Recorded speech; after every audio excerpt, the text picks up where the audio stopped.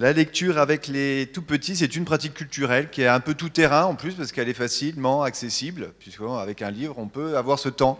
Et donc, c'est la force du livre aussi, c'est qu'il s'embarque, hein, on peut le faire sur la plage aussi, hein, ça existe. Et du coup, c'est important de le noter, de le tirer vers cette pratique culturelle-là aussi, qui est du coup le moment, le fait de vivre un bon moment ensemble, et un moment de livre, oui, de lecture, oui, mais surtout un moment de littérature. Et ce mot est cher à Joël Turin, qui va nous rejoindre dans peu de temps. On est très content de te retrouver dans les Ardennes puisque tu étais déjà venu. Et avant de te passer la parole, j'en profite quand même pour dire que ce livre que tu as écrit, ces livres qui font grandir les enfants, est en vente à la librairie. Qu'il y aura des temps de dédicace en fin de journée, donc restez bien. Et puis, je te laisse prendre place au-dessus et je vais en profiter pour peut-être, je vois qu'il y a des personnes qui se lèvent. On va faire simple. Si je fais une pause là, c'est compliqué. Donc vous pouvez vous déplacer, mais ça va être un par un et vous revenez. Du coup, là, il y a encore une intervention d'1 heure. Donc je vais faire une petite lecture pour introduire le propos de Joël.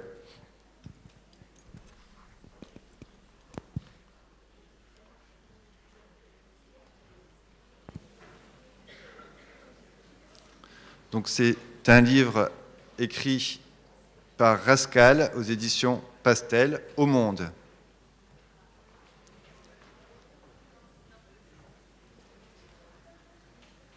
Mémé chuchote que tu es grande et charpentée comme tous ceux de son côté. Tata trouve que vous avez le même genre de front, si typique des grandes intellectuelles.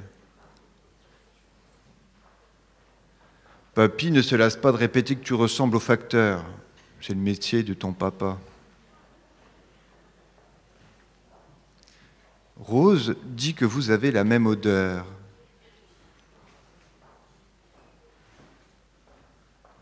Mon demi-frère raconte partout qu'hormis la couleur de peau, tu lui ressembles, de la tête aux pieds.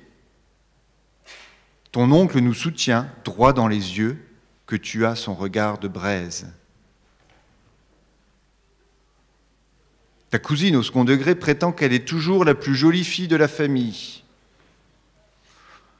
Mamie pense que tu as son air rêveur et détaché. La sage-femme dit que tu es d'un tempérament paisible comme tes parents.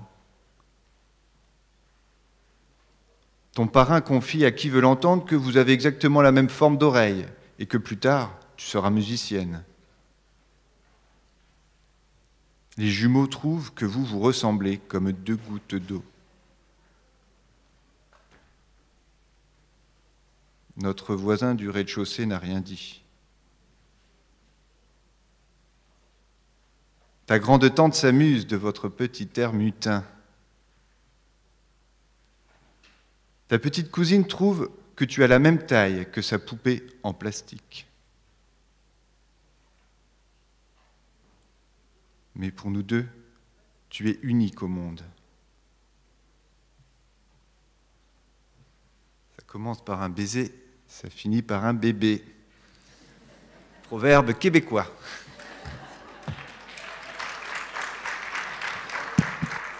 C'est difficile de reprendre la parole après ces longs propos nourris, construits, qui étaient quand même vraiment très enrichissants. Je vais prendre la parole d'un point de vue qui est tout à fait différent. Moi, je suis beaucoup plus, comment dire, quelqu'un qui travaille sur la littérature. Et la littérature, moi, je ne dirais pas la littérature de jeunesse parce que je travaille plus avec des jeunes enfants. Donc, je parlerai plutôt de littérature d'enfance. Avec beaucoup plus de travail sur le rapport avec l'enfant et l'album, comme Sophie, ça a été aussi le choix de Sophie. Mes choix seront différents parce que je travaille beaucoup sur l'idée de la narrativité, de la narration, du récit, donc avec des livres qui pourront peut-être vous paraître un petit peu longs, en temps de lecture et d'écoute pour des enfants. En fait, j'évacue tout de suite ce problème parce que l'attention des enfants peut être flottante. Jean-Rémy était en train de me dire que la sienne était flottante aussi parfois, la vôtre aussi j'imagine, votre écoute, etc. Donc les enfants ont également le droit de s'échapper d'une lecture que nous sommes en train de partager avec eux, et ils peuvent revenir quand ils en ont envie, se plonger dans l'histoire. D'ailleurs, la structuration de l'histoire parfois facilite plus ou moins le fait qu'on puisse s'échapper et revenir sans perdre pied. Et ça, c'est effectivement tout ce qui est de l'ordre, comme le livre qui a été lu, c'est pas dans le cœur, là, le premier à la Gili, pardon ? Un cœur qui bat, effectivement, avec la fonction un peu de zoom, on peut échapper à un moment. De toute façon, on retombe sur ses pattes pour aller jusque dans la salle à manger, enfin dans le salon et sur le fauteuil où est maman attendant son bébé. Donc, je ne m'arrête pas du tout, si vous voulez, moi, à la longueur du livre, du temps de lecture, d'autant que aussi l'expérience montre, depuis très longtemps, je travaille dans le domaine, que plus un enfant est habitué à lire, plus le temps d'écoute peut être très long. Et moi, je travaille donc dans l'agence Quand les livres relient, avec beaucoup d'associations de l'agence Quand les livres relient. Et je vois très bien sur le terrain ou dans les observatoires qui donnent des observations prises sur le terrain que des enfants peuvent rester à nous écouter tout en bougeant, comme vient de le souligner Sophie, ce qui ne veut pas dire qu'ils n'écoutent pas, bien au contraire. On peut écouter de loin et contrairement à nous, ils sont capables d'écouter plusieurs choses à la fois avec le même intérêt. Donc, je ne m'interdis pas du tout des livres plus longs que les autres. Alors, le sujet ou le titre de mon intervention, c'était « Lire l'album pour lire les autres » et les lire les autres avec soin, les écouter, les comprendre. Alors, évidemment, ça induit que j'ai fait un choix qui réponde un petit peu à ça, pas qui démontre, j'ai horreur des démonstrations, d'ailleurs, je ne sais pas les faire, je suis pas assez... je n'ai pas la tête assez bien faite pour ça, mais en tous les cas, des livres qui évoquent des situations, des personnages qui peuvent donner à penser à ceux qui nous écoutent, enfants et grandes personnes, qu'il y a des choses à prendre qui peuvent nourrir justement je n'ai pas envie de dire cette volonté, mais cette façon d'être avec les autres, c'est-à-dire au lieu de discours parallèles, dialoguer, au lieu d'un égocentrisme que souvent on a reproché aux enfants, mais aujourd'hui c'est plutôt l'égotisme, je dirais, de beaucoup de grandes personnes. Donc, si vous voulez, et encore une fois, madame qui a parlé de l'apprentissage, moi il n'est pas du tout non plus question d'apprentissage, mais j'ai quand même des choses que j'ai envie de faire passer. Sophie a beaucoup parlé de la transmission ce matin. J'ai envie de faire passer à travers des textes et des images, des albums qui parlent de ça et qui vont toucher, en tout cas toucher quelque chose des émotions enfantines ou autres. On a tous les mêmes de toute façon à des niveaux différents et à des moments différents. Donc voilà, ce qui expliquera, c'est juste pour justifier mon choix qui pourrait peut-être vous paraître ne pas correspondre à des âges, mais je n'ai pas des âges en tête en fait. Je me dis que la littérature, d'ailleurs c'est une très belle phrase de quelqu'un dont j'ai oublié le nom, mais ça fait rien, il faut en retenir l'essentiel, c'est que la littérature, elle est pour tous et pour chacun. Et quand on dit ça, elle est pour tous et pour chacun, ça veut dire que nous pouvons tous nous en emparer et nous pouvons chacun, à notre tour et à notre façon, en tirer ce qui nous intéresse, ce qui nous importe, ce qui nous émeut, ce que l'on comprend, et même d'ailleurs le sens que l'on construit soi-même. Donc, je commence, parce que je sais que je n'ai pas tant de temps que ça, un tout petit peu pour... une toute petite introduction générale, et puis après je passerai des albums, des images d'albums sur lesquelles je m'appuierai pour justifier en fait les choix de ces albums-là et la présentation que j'en fais aujourd'hui. Donc je pose quelques pistes de départ écrite, parce que tout le reste n'est pas écrit. Mais là, il fallait que je sois stable, donc c'est une espèce de confort. Donc, j'ai dit que les albums pour la jeunesse, hein, pour les tout petits, mais aussi pour les plus grands, sont, me semble-t-il, une source inépuisable de connaissances, vraiment une source inépuisable de connaissances sur l'être humain, sur ses relations avec les autres, sur ses manières d'être, de ressentir, de penser, de vivre. Que toutes ces choses-là, on peut les faire passer parce que grâce à la lecture d'albums avec des enfants, donc lus à haute voix, des lectures partagées, ça permet en fait d'établir des liens entre les personnages du livre, les lecteurs, hein, qui entendent parler, qui parlent ensemble, hein, de ce qui nous concerne tous, c'est-à-dire des conditions qui sont indispensables pour vivre et pour partager le même monde. Et j'insisterai aussi sur le fait que quand on lit comme ça, Sophie l'a un petit peu dit, mais chacun, et nous en avons parlé toutes les deux, chacune a une manière de s'exprimer et de voir les choses, donc je peux le redire mais différemment.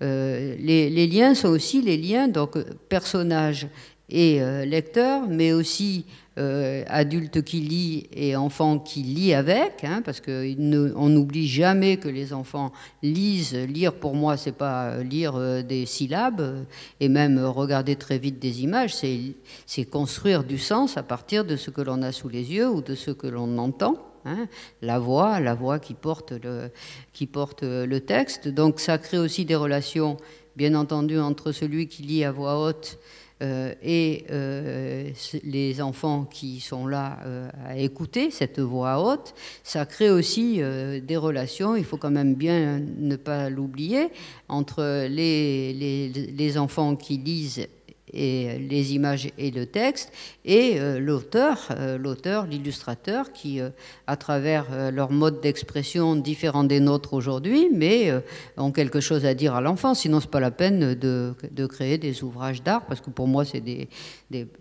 on dit auteur, illustrateur, mais c'est des artistes, en tous les cas. Les livres, et quand on regarde la table derrière, on ne peut pas dire le contraire, bien au contraire.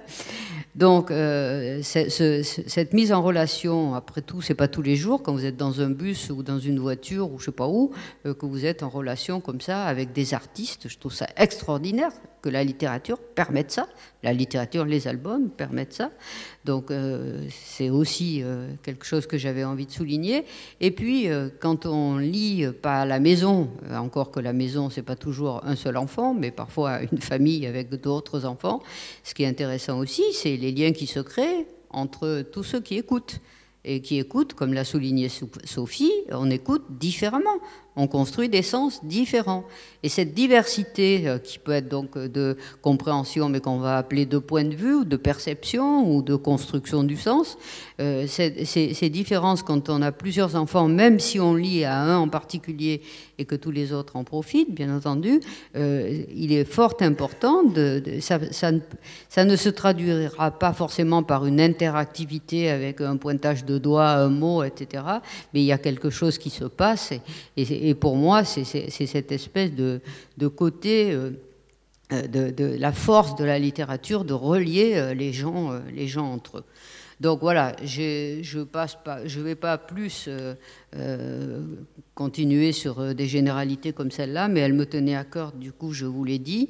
Et on va rentrer dans les premiers albums. Alors, comme Jean-Rémy très gentiment a accepté de lire Au Monde de Rascal, moi, mon premier réflexe a été de vous proposer un poème de Victor Hugo tiré des Feuilles d'automne et qui s'intitule Lorsque l'enfant paraît.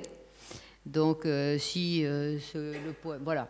Alors moi je vais avoir du mal à lire, voilà. Mais pourquoi j'avais envie de, enfin vous le comprenez avec Le Monde, hein, Au Monde, ce livre que vient de lire Jean-Rémy, on voit bien le rapport entre ce que dit Rascal par le texte et par l'image, et ce que dit Victor Hugo, en particulier la première strophe: lorsque l'enfant paraît, le cercle de famille applaudit à grands cris, son doux regard qui brille fait briller tous les yeux, et les plus tristes fronts, les plus souillés peut-être, se dérident soudain à voir l'enfant paraître innocent et joyeux. Et je trouvais que dans cette proposition de lire Le Monde et maintenant de regarder, merci à la régie, de regarder le livre page à page, l'album page à page, on ira peut-être un peu vite puisque il a déjà été lu. Voilà. Il me semble que le poème de Victor Hugo est magnifiquement illustré par le texte de Rascal, qui montre combien, quand un enfant arrive dans une famille, en fait, d'abord il arrive dans une famille, ça veut dire qu'il est accueilli dans un monde qui est nouveau pour lui, qui dépasse évidemment celui du ventre maternel, et que tout le monde se réunit pour souhaiter à ce bébé la bienvenue. Non seulement la bienvenue, mais en plus, en lui souhaitant la bienvenue, c'est de marquer par des particularités, donc on peut tourner les pages, par des particularités qui sont ceux des adultes qui viennent se pencher sur le berceau, des particularités qui appartiennent à chacun des adultes qui se penchent. Et c'est d'une certaine manière créer déjà, de manière très appuyée, un lien, une relation entre l'adulte qui vit et l'enfant qui arrive, qu'on regarde et dans lequel on projette déjà des éléments de la vie de l'adulte en question, de l'adulte qui parle. Pour moi, c'est un livre, je me souviens que quand il était sorti, il n'avait pas été tellement applaudi, et je trouve que c'est un livre qui devrait figurer dans toutes les chambres des bébés, parce que c'est vraiment une ode à la naissance, une ode à l'arrivée d'un tout petit qui va tout découvrir, mais qui va tout découvrir en étant déjà accueilli et, j'ai envie de dire, doté, en fait, parce que ce que les gens mettent en avant, qui le regardent, ce sont leurs qualités, certes des caractéristiques, mais des caractéristiques qui ne sont pas du tout négatives, bien au contraire, des caractéristiques qui sont reconnues par tous chez eux, mais des caractéristiques qui leur permettent de vivre, et probablement mieux que s'ils ne les avaient pas. Et donc on dote d'une certaine manière l'enfant nouveau-né de ces caractéristiques particulières et qui fait de cet enfant déjà, on lui donne, il a une existence puisqu'il vient de naître, mais on lui donne déjà une essence composée en fait des différentes qualités mises en avant par chacun de ceux qui le regardent. Alors, ce qui est aussi intéressant, c'est que dans le livre, il a donc des points communs avec chacun des personnages qui le regardent, qui se penchent au-dessus de son berceau, mais il est avant tout et surtout un enfant unique, vous avez vu la fin, un enfant unique pour ses parents qui le regardent. Il peut appartenir à tous, ou faire partie de tous, mais il est avant tout un être unique pour ses parents. Alors, ce qui me semblait aussi intéressant, en dehors de cet appui ou travail sur l'appartenance d'un enfant à une famille, à un monde, à un univers, etc., quand on parle de l'enfance, ce qui me paraissait intéressant, c'était aussi l'idée du parallèle que l'on peut tous faire quand on lit ce livre avec les jeux sur le visage qui sont généralement pratiqués avec les tout-petits. On s'arrête à la ceinture en général, mais on permet à l'enfant de prendre conscience en fait des différentes parties de son visage en les touchant, en les nommant, etc. Et on se rend compte là que c'est ce qui se passe. Je ne sais pas du tout si Rascal a pensé à cela, mais peu importe. Je trouve aussi intéressant de souligner cela, de souligner aussi le fait que, vous le savez comme moi, bien entendu, c'est pas moi qui vais vous l'apprendre, mais que l'enfant, la première image et la première façon de se lire, c'est de se lire sur le visage de sa maman, de son entourage, et que je trouve que là, on voit un livre qui paraît très simple en apparence, et puis en fait, qui touche à des choses extrêmement profondes, et non seulement extrêmement profonde, mais qui commence à introduire l'enfant dans ce que c'est que le jeu du symbolique, dans ce que c'est, j'ai envie de dire, de l'art, de la littérature, tout en passant par des éléments qui sont des éléments lui permettant de je ne vais pas dire de prendre conscience, hein, un nouveau-né, mais d'être là en tout cas, hein, oui, d'être là. C'est pas la pleine conscience d'aujourd'hui.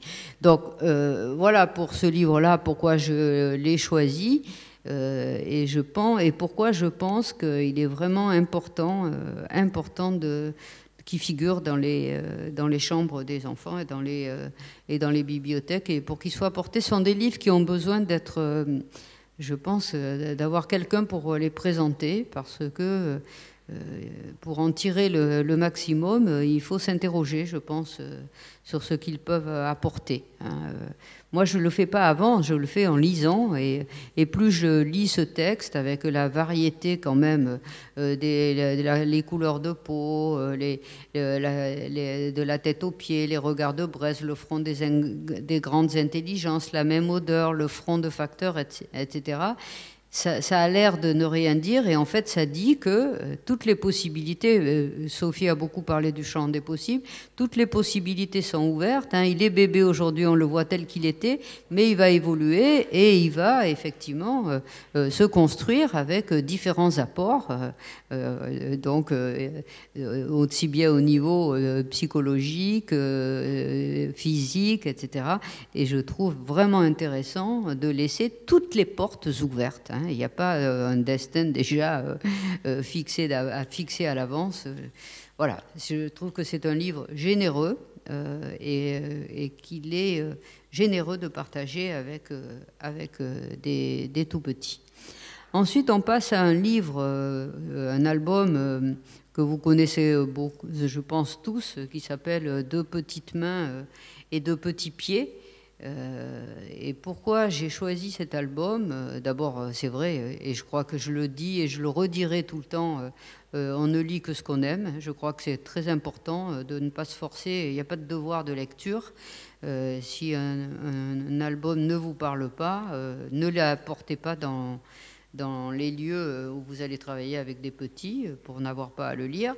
Après, on peut faire un effort et se réinterroger pourquoi on ne l'aime pas et trouver des manières d'entrer dedans. Mais bon, quand on aime quelque chose, on a beaucoup parlé de la transmission. La première transmission, pour moi, c'est la transmission d'un plaisir, le partage d'un plaisir que j'éprouve avec l'enfant avec lequel je lis un livre en espérant lui donner le même plaisir. Et même un plaisir double parce qu'il sera doublé de celui que moi j'éprouve. Donc j'ai choisi ce livre-là parce que c'est un livre qui parle en fait de la célébration de tous les bébés du monde entier. Un peu on va retrouver l'idée des différences. Ils sont tous différents, mais ils ont tous des ressemblances. Hein, c'est-à-dire que d'abord, ils sont tous nés quelque part. Ils sont nés dans des maisons qui sont différentes, hein, mais ils appartiennent à la même humanité. Ils ont tous une maman qui leur a donné naissance. Et donc, ils sont tous inscrits dès le départ, comme au monde de Rascal, dans la même communauté humaine. Et symboliquement parlant, et je crois qu'on peut aujourd'hui insister sur ça, ce n'est quand même pas quelque chose de moindre importance. Nous appartenons tous à la même communauté humaine. Il y a un livre que j'ai découvert là récemment de Chloé Almeras qui s'appelle Un autre monde, je crois, dans lequel elle dit la terre appartient à tout le monde, à tous les hommes. Elle met tous les hommes, moi j'aurais ajouté les animaux, mais à tous les hommes. Et je crois que c'est important de le souligner, surtout par les temps qui courent. Alors peut-être qu'en vieillissant, je suis plus vulnérable que quand on est jeune, mais c'est vrai, ce sont des choses, moi, aujourd'hui, qui me tiennent tellement à cœur que j'en profite quand on me donne la parole pour en parler. Voilà. Donc, dans ce livre-là, aussi, ce qui me paraît très très important, puisque j'essaie toujours de faire le lien entre le développement de la pensée, le développement corporel du bébé, et l'intérêt du livre pour lui, mais l'intérêt du livre en général, c'est-à-dire qu'est-ce que ça dit, qu'est-ce que ça montre, qu'est-ce que c'est, en quoi je peux éprouver une émotion esthétique en le regardant, en quoi ça peut me bouleverser moi aussi. Une première chose que je souligne parce qu'il s'adresse à des petits, c'est le rythme des répétitions. Alors tu as beaucoup parlé du même et du différent, etc. D'ailleurs, il y a toujours ce mouvement.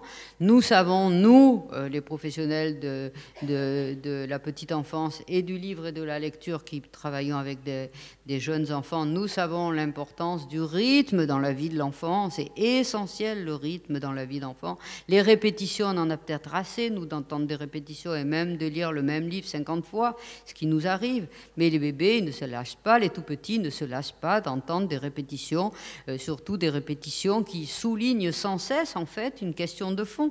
Et cette question de fond, c'est le même et le différent.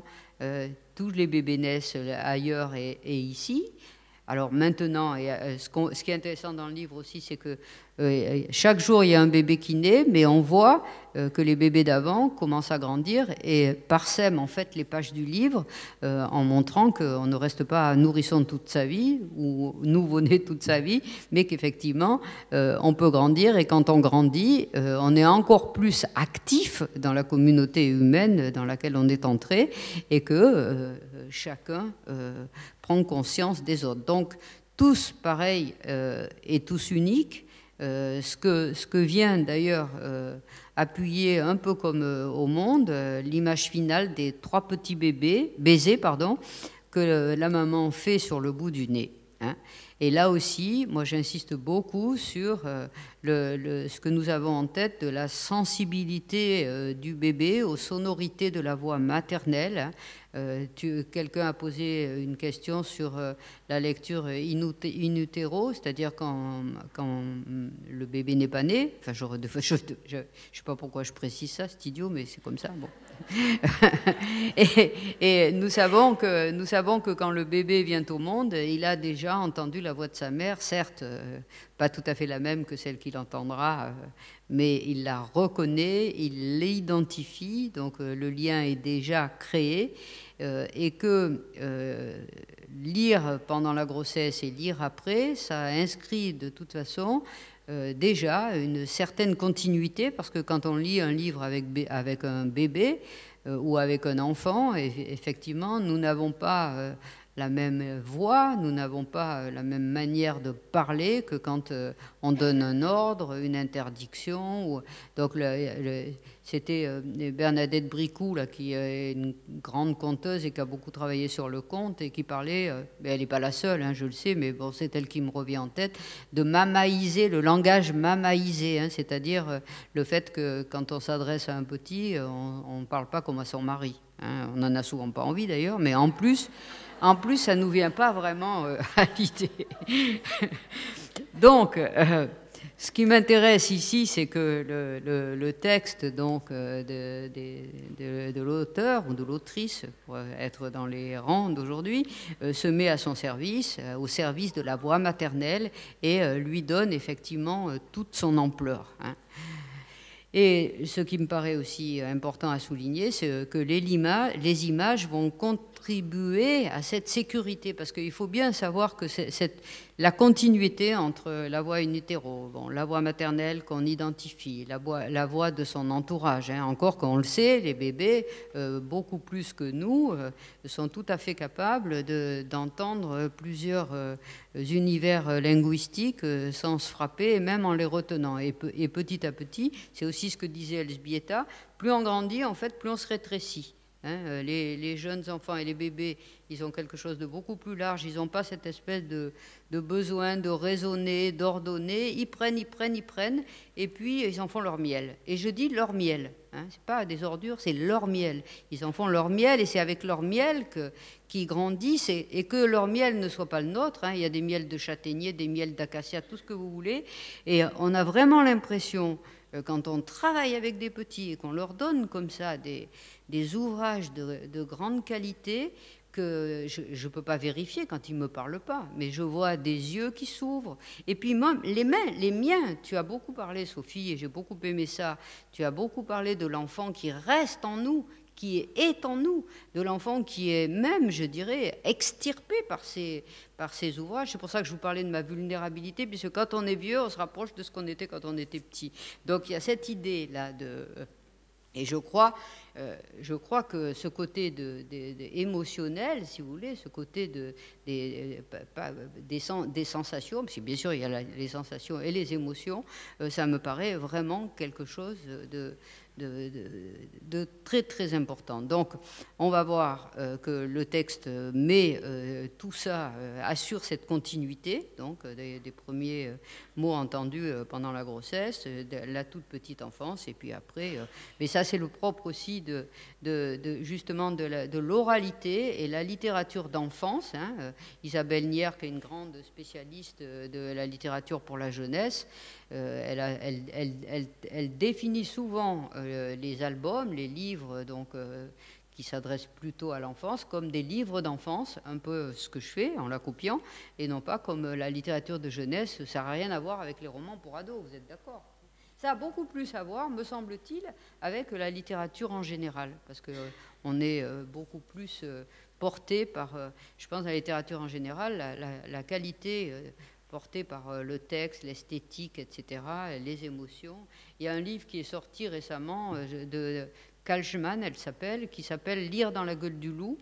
Hein, Madame Kalchman, je ne me souviens plus de son prénom. Et lire dans la gueule du loup, ça veut dire que quand on lit de la littérature, au lieu d'avoir une approche, si vous voulez, stylistique uniquement, ou narrative uniquement, ou de décomposer un texte, etc., on se laisse emporter par nos émotions, c'est-à-dire aussi par ce que dit l'histoire, hein, parce qu'on a affaire à des histoires.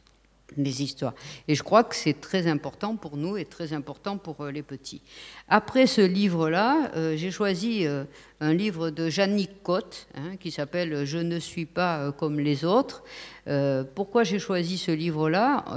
Sophie a parlé des questions de point de vue. Pour moi, les questions de point de vue, c'est fort intéressant, parce que j'ai parlé tout à l'heure des discours parallèles, alors qu'il vaudrait mieux avoir des dialogues. Mais pour avoir des dialogues, il ne faut pas s'écouter que soi-même, il faut écouter l'autre. Et non seulement il faut écouter l'autre, mais il faut en tenir compte dans ses réponses et dans sa conduite. Et donc là, ce que montre Jannick Cott, c'est, on peut avancer si ça ne vous dérange pas, voilà, les hippopotames aiment les bains debout, Popov préfère son jacuzzi. Quand je choisis un livre comme celui-ci, on peut retourner notre page, merci, voilà, les ours sont sauvages, velours et tendre. Donc vous voyez qu'on part d'une généralité, la généralité d'une espèce, mais dans une espèce, on n'est pas tous pareils. On a beaucoup vu depuis ce matin les ressemblances et les différences. Et donc, moi, j'ai beau être une femme, d'abord, je n'ai pas le même âge que vous, je n'ai pas la même apparence que vous, je n'ai pas les mêmes idées que vous, ni les mêmes manières de vivre, de parler, etc. Et on a le droit, et je crois que c'est très important, que le petit sujet puisse dire « je ». Et là, bon, ce n'est pas le petit sujet, mais c'est Popov est différent. Vous savez aussi, et ça, c'est plutôt des rapports qu'on peut faire avec la littérature. Vous savez que dans un roman, on n'est pas dans le roman, hein, on est dans des romans pour les petits, mais vous savez qu'en littérature, un personnage ne commence à exister que quand il est nommé. Hein. Il est nommé, ça veut dire déjà, vous le représentez, bien sûr, à partir des mots, parce que dans les romans, on n'a pas d'image, on se le représente. Il y a le son du prénom qui compte, etc. D'ailleurs, il suffit de réfléchir au temps que mettent les parents à choisir le prénom pour leurs enfants. Combien il y a de prénoms qui sont évoqués avant que le bébé naisse, et souvent, ce n'est pas celui qui venait en premier, mais peut-être celui qui venait en dernier, j'en sais rien. Enfin, en tous les cas, on voit l'importance du prénom. Et là, je trouve très, très fort de la part de Jannick Cott, mais ce n'est pas n'importe qui, n'est-ce pas, d'avoir pu souligner qu'effectivement, j'appartiens à une espèce, mais dans cette espèce, je suis une personne à part entière, avec une identité qui est reconnue, avec une identité qui est affirmée par les autres, que j'affirme aussi pour les autres, devant les autres, parce que je suis un être unique et singulier. Et c'est en tant qu'être unique et singulier que j'ai la possibilité justement de m'intéresser aux autres aussi comme un être unique et singulier. Je ne donne pas de leçons, hein. Je ne dis pas que les livres sont là pour développer ou donner des messages. Moi, je vous fais ma lecture personnelle, hein, ma lecture personnelle, et j'essaie de vous dire pourquoi je choisis ce livre-là plutôt qu'un autre. Voilà. et tout, dans quand même le cadre de ce qu'on m'a demandé aujourd'hui. Donc il était important de parler de l'album pour lire les autres. Donc tout être a le droit d'être différent et identique à moi. Droit à la différence, je crois que c'est vraiment quelque chose qu'il faut, arriver. Si cette société, si on avait lu peut-être, lisez, parce que peut-être que si on avait lu plus avec ceux qui sont des adultes aujourd'hui, on n'en serait pas là. Donc vraiment, pour moi, la littérature, c'est quelque chose, enfin la littérature, les artistes, c'est indispensable. Donc on va passer de ce livre-là à un livre de Claude Ponty. Vous voyez, là aussi, Sophie a parlé beaucoup de diversité de techniques, diversité de propos, diversité d'illustrations, diversité de narration, etc. Je crois que là aussi, ça permet à chaque enfant, puisque chaque enfant est différent, et que la généralisation, les bébés lisent ça, les 10 mois lisent ça, les 2 ans lisent ça, cela. C'est comme si on vous disait, vous, à 40 ans, vous n'avez le droit de lire que celui-ci, à 60 ans que celui-là. Enfin, voilà. Donc, j'ai choisi la diversité, bien qu'ayant un sujet, enfin une approche, un sujet un peu semblable. Donc là, c'est encore la question de la prise en compte des différences et des particularités de chacun. Et je pense que c'est un livre qui parle beaucoup à des tout-petits, parce que c'est un livre dans lequel c'est maman qui... et en plus, c'est un nid, hein, donc c'est une couvée. Donc, ce n'est pas un enfant, 2 enfants, 3 enfants. Hein. Je ne les ai plus comptés, j'ai oublié. Mais ça veut dire que pour chacun d'entre eux, elle sait quelles sont ses particularités. Alors, Ponty a choisi les particularités du sommeil. D'ailleurs, depuis, il y a beaucoup de gens qui ont fait ça. Il y a un très beau livre que je vous recommande, dont je parle. Je ne peux pas m'empêcher de partir, moi. Hein. C'est pour ça que je n'écris pas, parce que je ne peux pas m'empêcher de faire des liens avec d'autres livres. Mais il y a un livre qui est sorti aux éditions Courtes et Longues d'Isabelle Simler qui s'appelle Doux rêveur. Et en fait, vous avez une 50aine d'animaux dont vous voyez la manière dont ils dorment, les positions. Ce qui est montré, c'est les positions dans lesquelles ils dorment. Et ce qui est dit par des poèmes, c'est des vrais poèmes d'Isabelle Simler, c'est de quoi ils rêvent. Or, vous savez, comme moi, qu'on voit les visages, mais on ne voit pas ce qui se passe dans la tête des gens, et on voit encore moins leurs rêves, hein, sauf s'ils vont les dire à des psychanalystes. Mais sinon, les rêves, c'est quelque chose de très, très personnel. Et Isabelle Simler, donc, elle nous fait rentrer dans cette intimité des rêves de tous les animaux qu'elle nous montre, tantôt avec un cadre très très large et au contraire tantôt avec un cadre très resserré dans lequel on voit en fait la tête du personnage. Et bien là, pour Claude Ponty, c'est un petit peu ça. Il a choisi, lui, des manières de dormir qui sont différentes pour chacun des enfants. Alors, c'est un livre qui demande pas mal comment dire, de temps d'approche, hein, parce que on vous dit merci de tourner la page suivante, s'il vous plaît. Voilà, comme tous les matins, Madame Brosse-le-Vent, alors ça, je passe là-dessus, hein, sur les jeux de mots, tous les jeux avec la langue, mais pour moi, c'est de la poésie, et ça aussi, ça fait partie des arts, pardon, excusez-moi, j'oublie, mais Pioussouf, tout contre elle, donc l'enfant qui écoute ce livre avec vous, il doit, à partir d'un texte, déterminer de quel animal on parle. Hein, il y a Pioussouf tout contre elle, c'est pas le plus difficile, hein, puisqu'on a identifié la maman. Si Pioussouf est tout contre elle, il est assez facile à voir. Mais ensuite, vous tournez les pages et vous avez donc Képhren qui a toujours la tête en l'air et Amaryllis qui a invité Tiramisu, son amoureux. Ça veut dire que si elle a invité Tiramisu, son amoureux, c'est qu'ils sont côte à côte tous les deux. En plus, il y a un cœur au-dessus d'eux. Donc, vous voyez, il y a vraiment un travail de déduction. Ce n'est pas du tout que qu'une énumération, hein, ce n'est pas du tout qu'une énumération des prénoms et des personnages, il faut aussi être capable de relier ce qu'on entend à ce que l'on voit. Il y a aussi encore un livre, j'adore donner des titres de livres, il y a un livre, un essai qui est fort intéressant qui s'appelle « Qu'est-ce qu'on voit quand on lit ?» hein, parce que même si vous lisez un texte et même si vous lisez des images, vous voyez quelque chose, votre voisin voit autre chose. Hein. On reconstruit une image. Je pense que les artistes comme notre artiste de cet après-midi pourra en convenir. Hein. On peut, sur une image, on peut voir autre chose que ce que l'image donne comme ça a priori. Bon, donc là aussi, j'insiste beaucoup. Ne pas s'arrêter qu'à une chose, mais essayer de voir en quoi ça valorise, j'ai envie de dire ça valorise la pensée de l'enfant, ça valorise les compétences de l'enfant, puisque là, elles peuvent, on leur laisse le temps, bien entendu, je pense pas que tous les enfants, quel que soit leur adulte, encore moins, je ne pense pas que, quel que soit leur âge, à la première lecture, auront fait les liens entre ce qui est dit et ce qui est montré. Mais petit à petit, on rentre dedans, on se familiarise, hein, on est dans un univers et on finit par trouver tout ce qui fait lien. Donc, montrer comme ça l'originalité de chacun, reconnue par la mère, indépendant des normes, arrêtons avec la normalité, indépendant de conformisme social.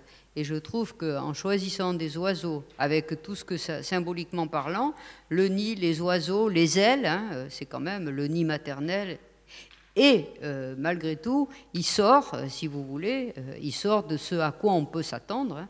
Un qui dort avec son fromage sur la tête et ça attire les mouches.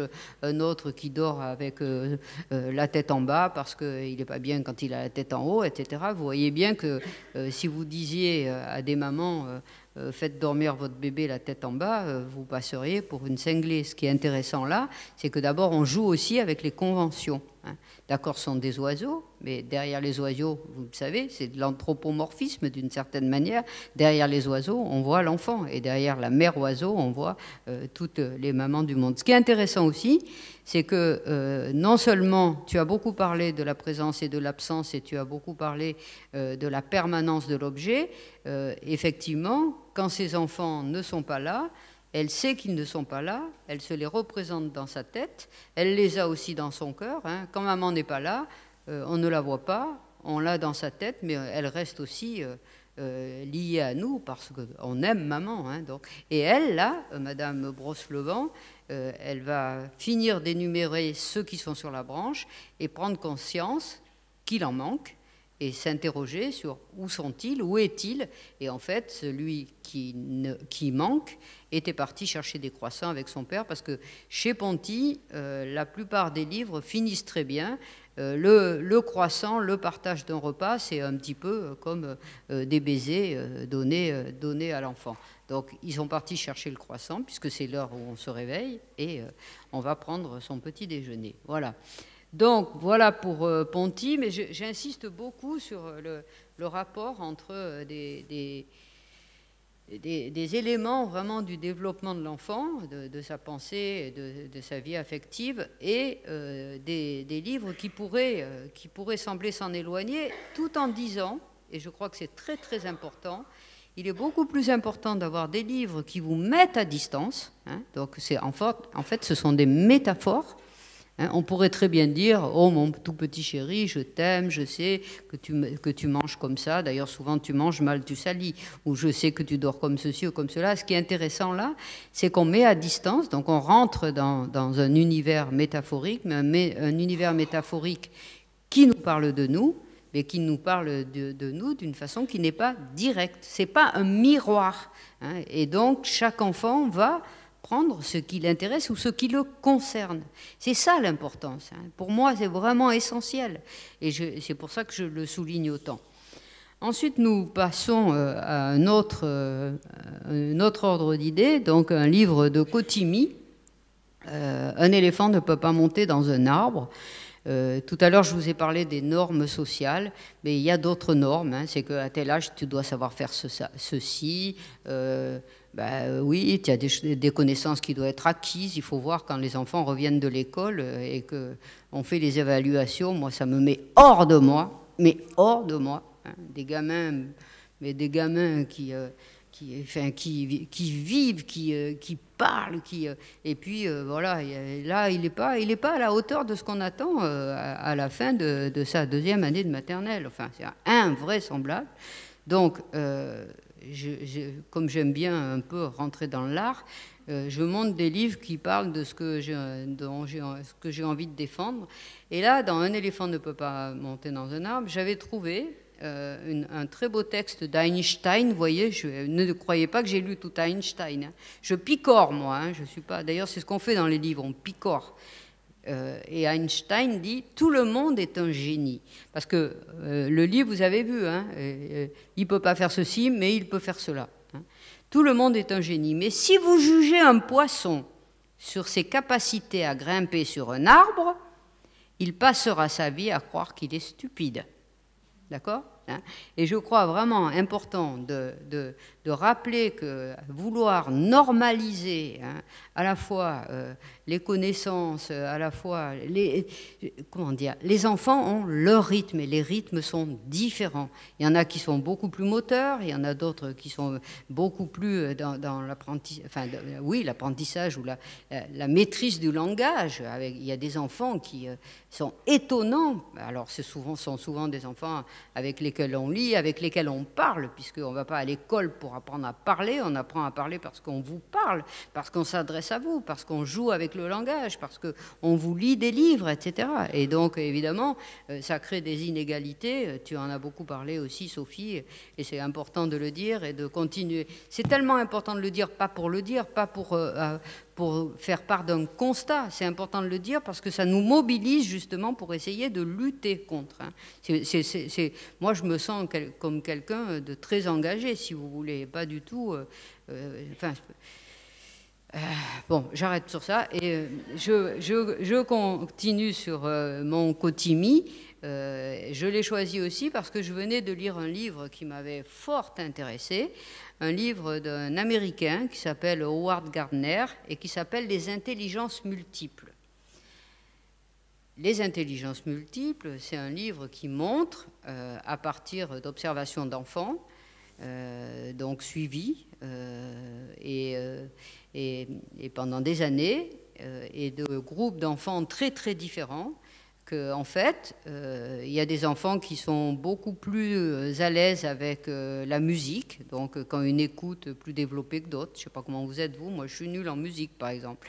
Il y a des enfants qui ont, par exemple, une appréciation de l'espace, hein, qui savent se repérer dans l'espace, comme ils savent se repérer dans un livre, le tourner dans tous les sens, etc. Il y a des enfants qui sont tout à fait capables de se repérer justement dans tout ce qui est langage. Hein. Ils sont beaucoup plus à même de rentrer facilement dans le langage que d'autres. Eh ben, on les laisse. Bon.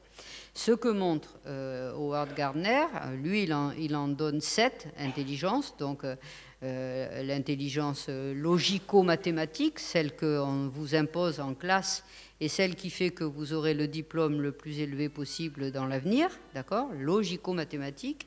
Après, évidemment, l'intelligence langagière, parce que pour lire et pour parler et pour communiquer et pour se comprendre, il faut quand même mieux pouvoir s'exprimer. Donc ça, je pense que c'est vraiment quelque chose de fort intéressant. Donc l'intelligence musicale, dit-il, l'intelligence donc spatiale. J'en oublie et je vais finir par les 2 qui me paraissent les plus intéressantes, les plus importantes. C'est l'intelligence intrapersonnelle, c'est-à-dire essayer de se comprendre. Nous sommes des énigmes pour nous-mêmes toute notre vie. Hein, ne cherchez pas à vous comprendre, il faut quand même chercher. Vous n'aurez pas la solution, mais se questionner sur soi-même, c'est quand même pas inintéressant. Et l'autre, donc, c'est l'intelligence avec d'autres, hein, c'est-à-dire essayer de comprendre l'autre, essayer de se comprendre soi-même et comment on entre en relation avec les autres. Et ça, c'est vrai que ce n'est pas quelque chose qui est beaucoup développé. Hein.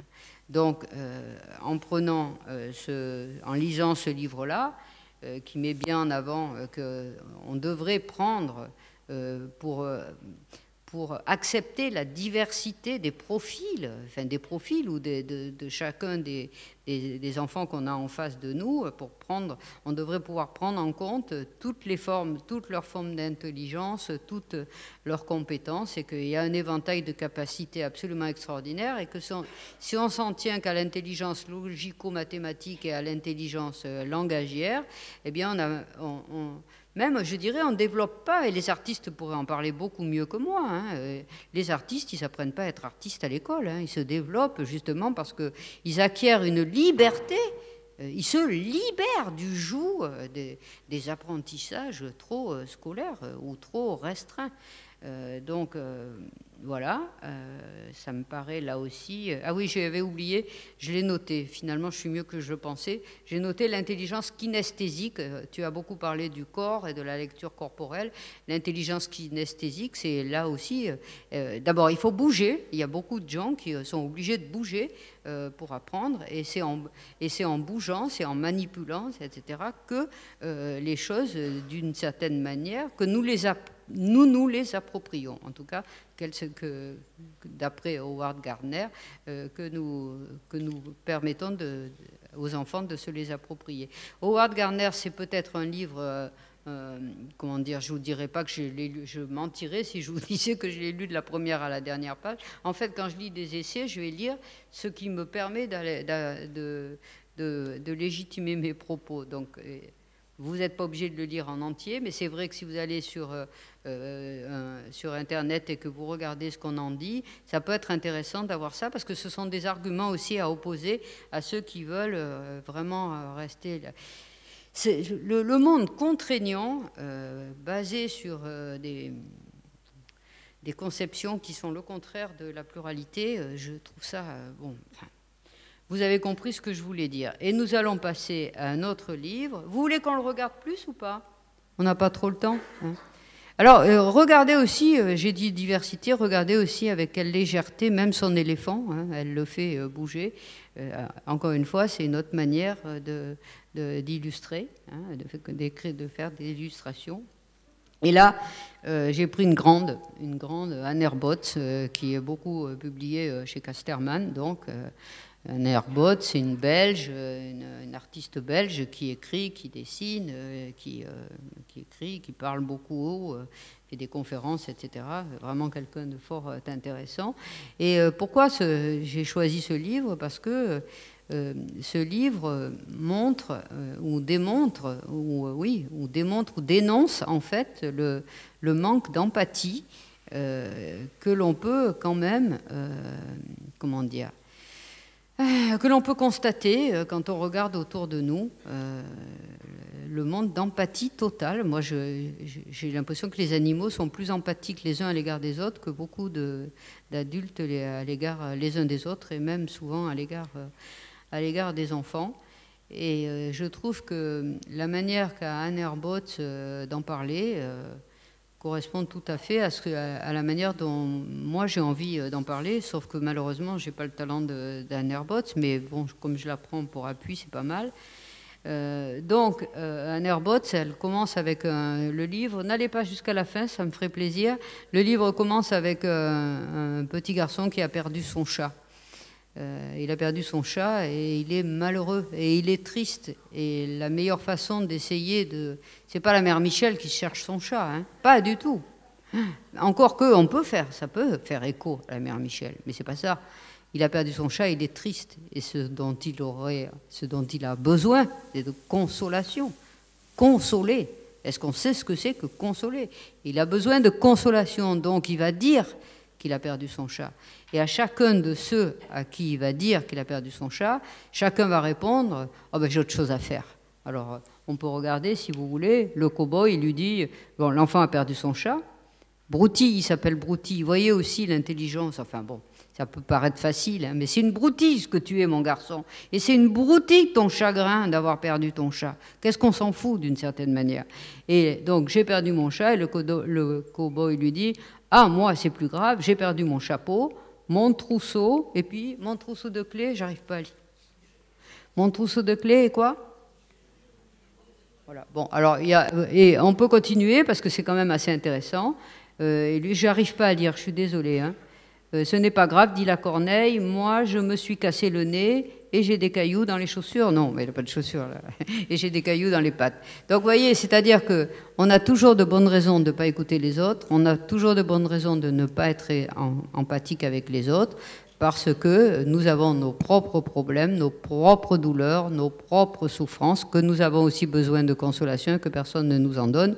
Donc voilà, c'est un petit peu ça, mais c'est tout ce travail qui me paraît vraiment essentiel. D'ailleurs, aujourd'hui, avec ce qu'on appelle les théories de l'esprit, que les psychologues ont mis en avant, où on se rend compte que, contrairement à ce qu'on a dit pendant très longtemps, les tout-petits ne sont pas que concernés par eux-mêmes. On a beaucoup parlé de l'égocentrisme des tout-petits, etc. On se rend compte qu'ils sont tout à fait capables de s'intéresser et même d'essayer de secourir ou de comprendre des manières de penser ou des manières d'être qui sont différentes des leurs. Hein.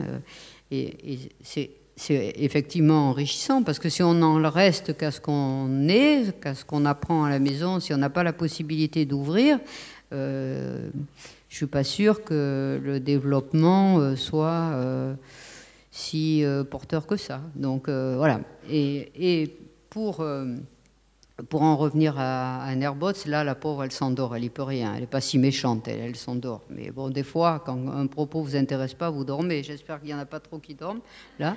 Mais bon, voilà. Et puis, on continue et on arrive à la fin où Brouty va rencontrer un chien.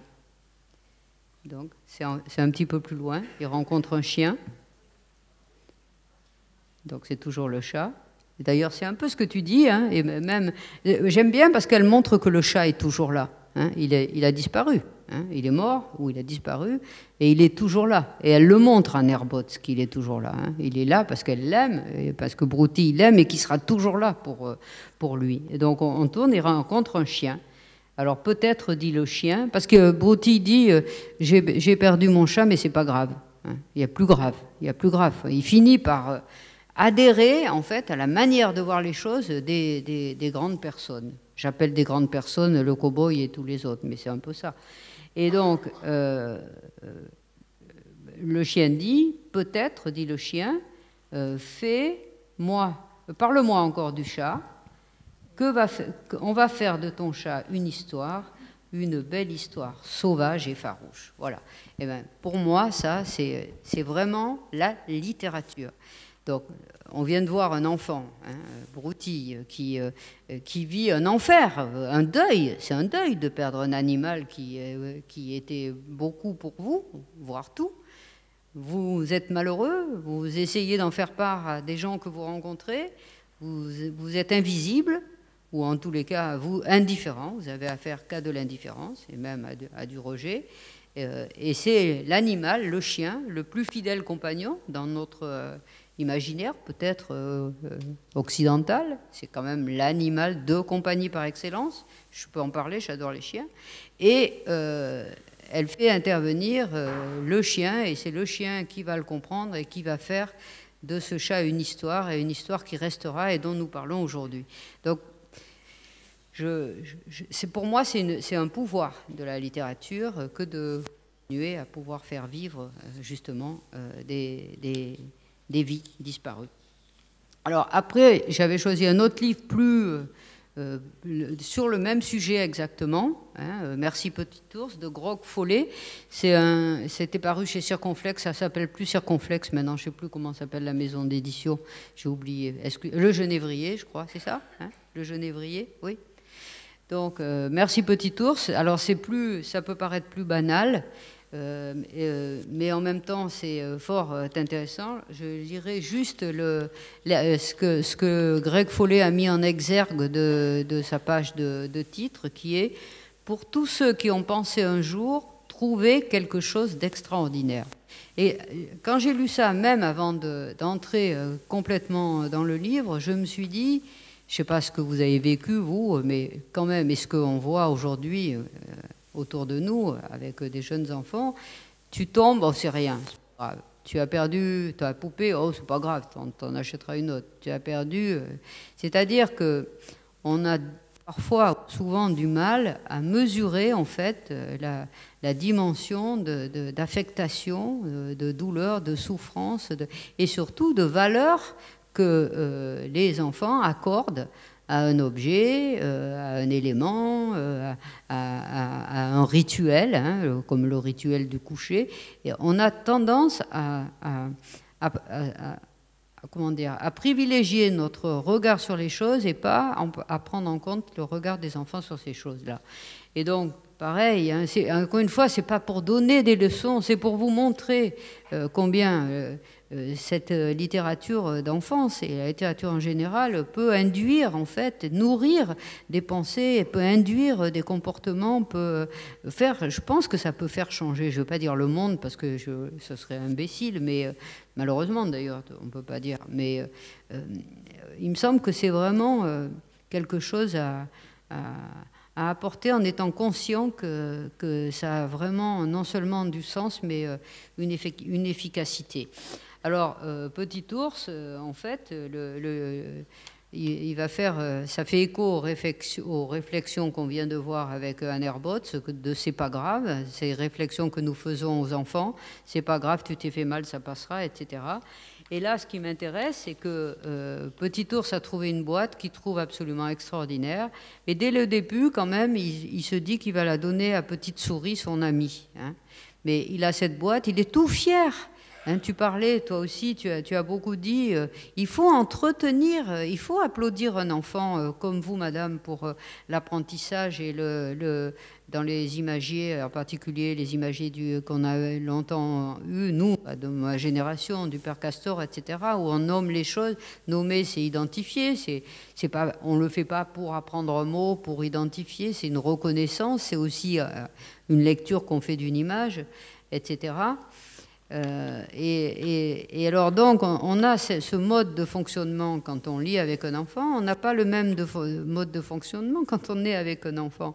Un enfant, il peut lui aussi découvrir des choses qui sont pour lui extraordinaires, et pourquoi ne sommes-nous pas en accord avec lui, même si, je ne vais pas dire que c'est hypocrite, mais moi, surtout, c'est ce que dit Evelio Cabrero Parra, là, notre grand psycholinguiste, il dit, mais ce qui est extraordinaire et fascinant et exaltant, c'est que, en fait, on voit un petit esprit en marche.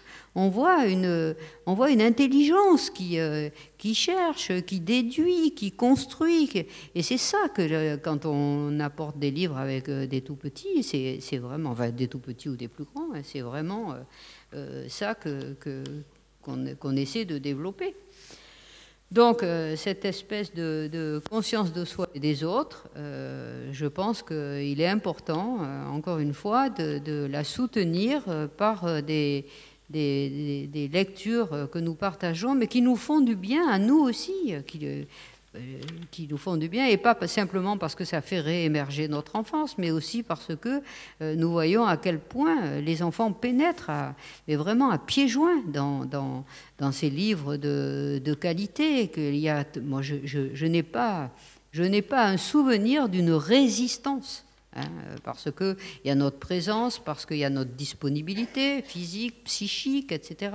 Il y a notre bonne volonté, il y a le fait qu'on laisse toute la liberté, il y a le fait que nous accueillons, on a beaucoup parlé de l'accueil, et l'accueil, c'est pas que ouvrir des portes et servir des croissants. D'ailleurs, on n'a pas eu ce matin. Mais mais l'accueil, c'est aussi un accueil chaleureux voilà. Et je finissais, parce que j'adore les citations, j'ai un mari qui est pareil, mais je finissais pour ce livre-là par un mot de Rimbaud que vous connaissez toutes, c'est que je est quelqu'un d'autre. Hein. On croit toujours que non, je est quelqu'un d'autre, et que c'est dans les autres que vous apprenez à vous connaître, et dans vos relations avec les autres. Donc ça, vraiment important. Après, j'ai pris un livre d'actualité, L'arrivée des capybaras. Il n'est pas d'actualité au niveau de la publication et de l'édition. Je crois qu'il est sorti il y a 2 ans chez Didier Jeunesse. Mais évidemment, c'est toutes les questions d'exil. Et toutes les questions, avec la question de l'exil, va la question de l'accueil. L'accueil va la question de... En fait, on n'a plus d'identité. On n'a plus... D'abord, on n'a pas de lieu, on n'a plus de lieu dans lequel on vit. On n'a plus d'identité, puisqu'on n'appartient plus à une société. On est en exil, on ne sait même pas toujours vers où on va, etc. Et surtout, donc, non-reconnaissance. Il y a aussi la difficulté de la langue. On ne se comprend pas, parce qu'on ne parle pas la même langue. Donc il y a beaucoup d'éléments comme ça qui reviennent et que beaucoup... j'ai fait lundi une conférence sur la littérature de l'exil, où beaucoup reviennent comme ça, de propos qui sont tenus par le biais de la métaphore dans des albums pour les enfants. Et dont on peut tirer, mais si on le tire, c'est parce qu'on va le chercher. Si on le tire, c'est parce que... on ne peut pas se contenter de l'anecdotique dans un livre. Tu l'as beaucoup dit, chacun lit différemment. On va chercher ce qu'on a en nous pour interpréter, et non seulement pour interpréter, j'ai envie de dire aussi pour nourrir encore le livre qu'on a entre les mains. Chaque lecteur apporte une substance, de la matière encore surajoutée en fait à ce qu'a déjà donné, à ce qu'ont déjà donné les auteurs et illustrateurs. Alors j'en reviens parce que encore une fois, j'ai toujours un pas de côté. À l'arrivée des capybaras, alors j'ai vérifié, les capybaras ça existe, c'est un animal existant, je ne croyais pas, mais je ne sais plus où, je crois que c'est en Australie. Et donc, là aussi, je n'ai pas pris Rimbaud, mais j'ai pris... ne croyez pas que je fais la savante, hein, parce que je n'ai pas lu tous ces livres. C'est juste que quand je fais mes recherches pour des conférences, je suis happée par des écrits, et que dans ces écrits, je vais piquer ce qui m'intéresse et ce qui me permet de vous parler aujourd'hui. Et donc, Edmond Jabès, qui a écrit un livre qui s'appelle Le Petit Livre, je crois, et qui parle beaucoup de l'étranger. Et il dit que l'étranger, c'est un ami que l'on n'a pas encore rencontré. Ça serait bien de partir avec ça. L'étranger est un ami que l'on n'a pas encore rencontré. Et effectivement, si on part avec l'idée que quand on se donne la peine de rencontrer quelqu'un, quel qu'il soit, on a toujours quelque chose à apprendre de lui, quelque chose à aimer en lui, je pense que ça serait un petit peu mieux que ce qui se passe aujourd'hui. Donc, c'est aussi une manière de passer du monologue qui est rempli de préjugés. Là, les capybaras, donc, ils arrivent dans un poulailler. Alors, pourquoi ils arrivent ? Il y a aussi la cause de l'exil. La cause de l'exil, là, c'est pas la guerre, mais c'est une autre forme de guerre animale, c'est les chasseurs. On en pense ce qu'on en veut, je ne dirai pas ce que j'en pense, mais donc, la chasse. Ils sont chassés, donc ils essaient de se réfugier. Et où vont-ils se réfugier ? Là aussi, on voit encore la symbolique, on se réfugie dans le poulailler. Là, il y a une maman poule dans le poulailler, il y a des poussins, etc. Et on sait que les mamans poules, elles protègent. Donc, avec leurs petits, les capybaras vont dans le poulailler. Sauf que, à la fois le fermier et même les poules, elles n'en veulent pas. Elles n'en veulent pas parce qu'on ne sait pas ce qu'ils sont, on ne sait pas, ils ne nous ressemblent pas, ils sont poilus, nous on a des plumes, ils ne parlent pas la même langue. Enfin là, c'est pas trop mis puisque c'est un texte. Ils n'ont pas les mêmes manières de vivre, ils n'ont pas les mêmes manières de dormir, etc. Donc, on ne vous veut pas. Vous n'êtes pas là, on ne vous veut pas. Et puis quand même, comme ils restent et qu'ils ne sont pas trop méchants, on les accepte. Mais alors, si on les accepte, on leur donne nos règles. C'est ça l'inclusion. Hein. D'accord ? Vous rentrez dans notre société, mais vous respectez nos règles à la lettre, sans tenir compte de vos besoins, de vos acquis, de vos connaissances. Bon, d'accord. Donc, ils sont très sages et ils restent. Mais ce qui va se passer, qui est extraordinaire, et c'est une leçon. Moi, je ne vous donne pas de leçon, hein, ce n'est pas du tout ce que je cherche à faire. Mais je vous dis pourquoi j'ai choisi ce livre-là et pourquoi j'ai envie de le lire avec des enfants. C'est que, le poussin et un bébé capybara, eux, ils n'ont pas d'idées préconçues. Ces deux petits-enfants, ils ont envie de jouer, ils s'approchent l'un de l'autre et on leur interdit de jouer. Et puis à un moment, il y a un petit poussin qui s'éloigne, il sort du poulailler et derrière il y a un chien. Et le chien, il s'apprête à bouffer le petit poussin. Et c'est le capybara qui fait barrage. Et là, on voit le capybara finalement comme quelqu'un d'exceptionnel et on a une raison de l'accepter. Et donc la fin, ben voilà, la fin, ils vont manger ensemble, ils vont dormir ensemble, etc. Donc faites de grandes actions, vous serez acceptés par tous et tout le monde. Et on voit bien que ça ne dérange personne, et au contraire. Et ce qui est bien, la toute fin, c'est qu'ils vont partir, parce qu'il est temps de partir pour les capybaras, mais les poules aussi vont les suivre. Et donc quand les chasseurs qui étaient aussi des gens du poulailler, pas dans les cages, bien entendu, mais pour mettre les poules en cage, reviennent, et bien le poulailler est vide. Et donc, eux, ils ont tout perdu. Ils ont perdu les capybaras qu'ils n'ont pas pu tuer, la chasse a été minable, ils n'ont pas eu de proie, et quand ils rentrent, ils n'ont même pas de quoi se restaurer avec les poules et les poussins, puisqu'ils sont partis avec les capybaras. Donc voilà, c'est l'heure, c'est ça que tu veux me dire? Bon ben on peut arrêter. Hein.